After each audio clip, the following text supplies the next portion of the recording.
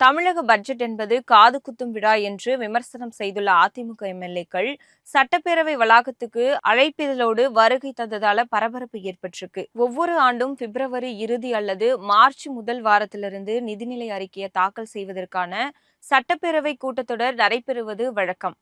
அதன்படி இந்த ஆண்டுல சட்டப்பேரவை தேர்தல் நடைபெற உள்ளதால இடைக்கால நிதிநிலை அறிக்கையாக தாக்கல் செய்யப்பட்டிருக்கு. இந்த பட்ஜெட் என்பது காது குத்தும் விழா என்று அதிமுக உறுப்பினர்கள் விமர்சனம் செஞ்சிருக்காங்க. மேலும் சட்டப்பேரவைக்கு வருகை தந்த அதிமுக உறுப்பினர்கள் அழைப்பிதழை கொண்டு வந்து பட்ஜெட்டுக்கு எதிராக தங்களது எதிர்ப்பை வெளிப்படுத்தியிருக்காங்க. அந்த அழைப்பிதழ்ல மாபெரும் காதுகுத்து விழா கடந்த 4.5 ஆண்டுகளாவே பட்ஜெட் எனும் பெயர்ல தமிழக மக்களுக்கு நடத்தப்பட்டு வருது. இந்த பட்ஜெட் என்பது காது குத்தும் விழான்னு அதிமுக உறுப்பினர்கள் விமர்சனம் செஞ்சிருக்காங்க. மேலும் சட்டப்பேரவைக்கு வருகை தந்த அதிமுக உறுப்பினர்கள் அழைப்பிதழை கொண்டு வந்து பட்ஜெட்டுக்கு எதிராக தங்களது எதிர்ப்பை வெளிப்படுத்தியிருக்காங்க. அந்த அழைப்பிதழ்ல மாபெரும் காதுகுத்து விழா கடந்த 4.5 ஆண்டுகளாவே பட்ஜெட் எனும் பெயர்ல தமிழக மக்களுக்கு நடத்தப்படுது.